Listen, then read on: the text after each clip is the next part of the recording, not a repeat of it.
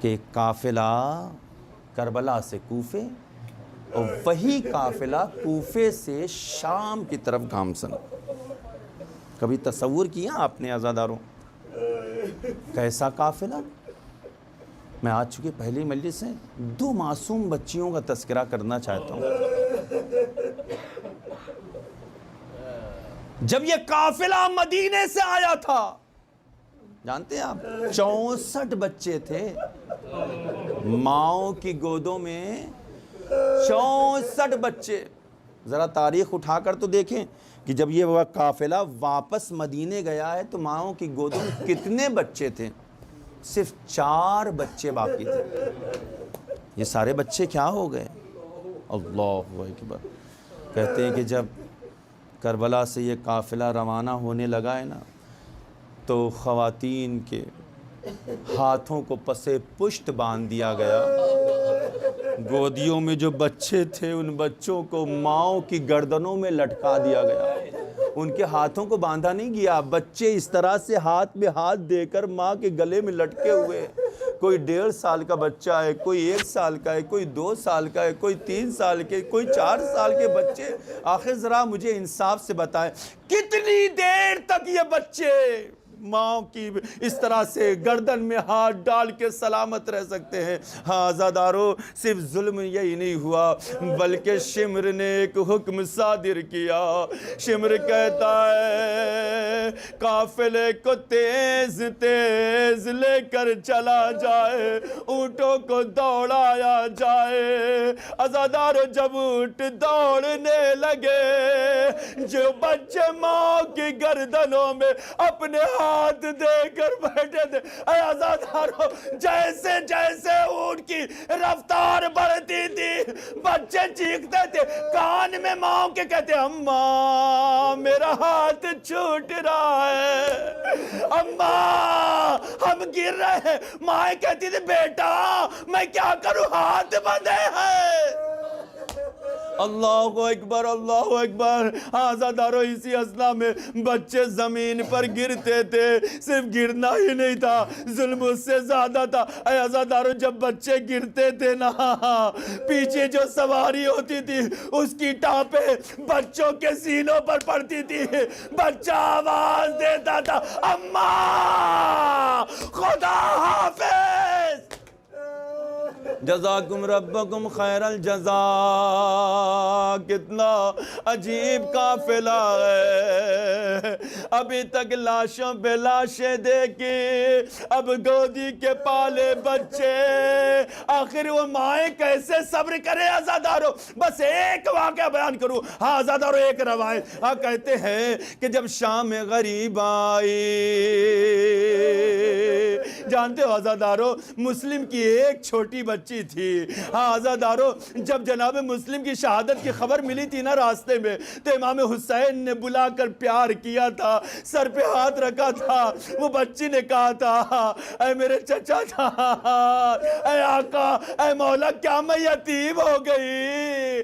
حسین نے کہا تھا اے بچی ارے تو یتیم تصور نہ کرنا، جیسے سکینہ ہے ویسے ہی تیرا مرتبہ ہے، جزاکم ربکم خیر الجزا۔ لیکن ایک عجیب روایت کو میں نے دیکھا عزادارو، شام غریبہ جب آئی زینب نے بچوں کو گننا شروع کیا۔ اے عزادارو زینب نے کلثوم سے کہا اے بہن کلثوم کچھ بچے نظر نہیں آ رہے ہیں، مسلم کی بیٹی نظر نہیں آ رہی ہے، آخر وہ کہاں گئی؟ سکینہ نظر نہیں آ رہی ہے، آؤ چلو ذرا ڈھونڈتے ہیں۔ جزاکم ربکم خیر الجزا۔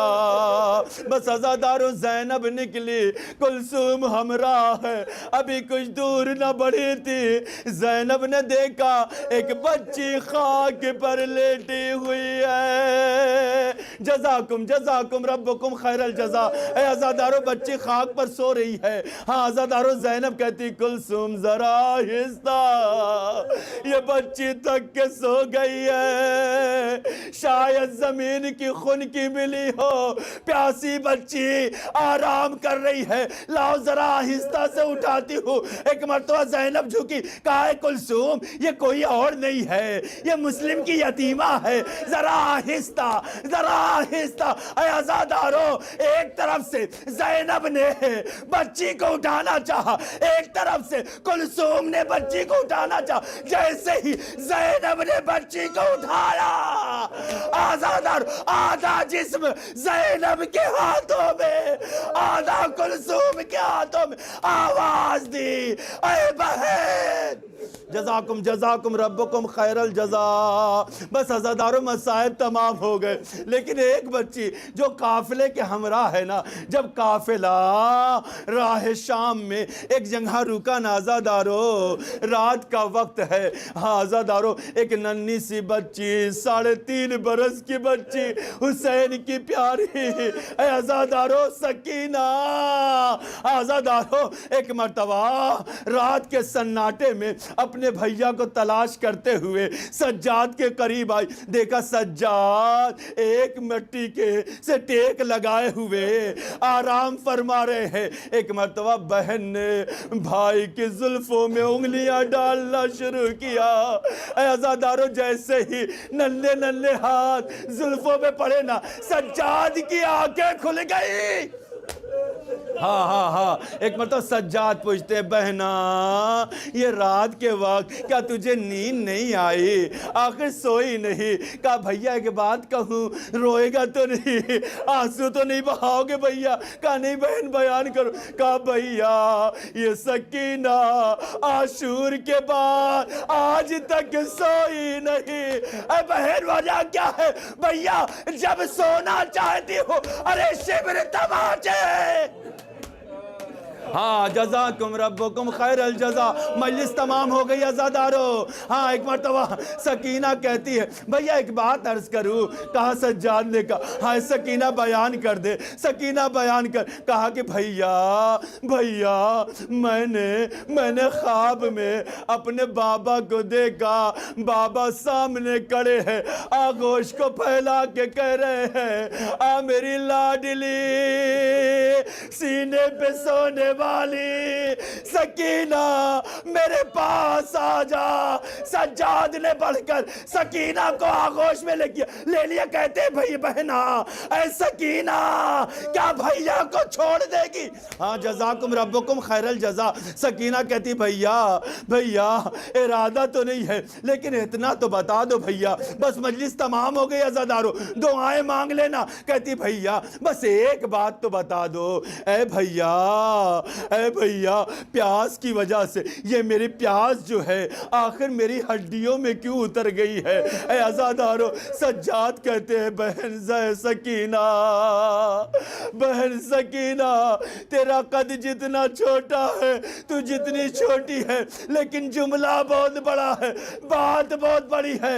کہا بھیا کیا بات؟ کہا سکینہ پتا ہے پیاس کے کچھ مرحلے ہوتے ہیں، جب پیاسا ہوتا ہے نا تو چہرہ خشک ہوتا ہے، زبان خشک ہوتی ہے، کانٹے پڑ جاتے ہیں۔ اے بہنا جب پیاس اور غلبہ کرتی ہے نا تو سکینہ ارے جسم لاغر ہو جاتا ہے، اور جب اور پیاس بڑھتی ہے تو وہی پیاس ہڈیوں میں اثر عائد کرتی ہے۔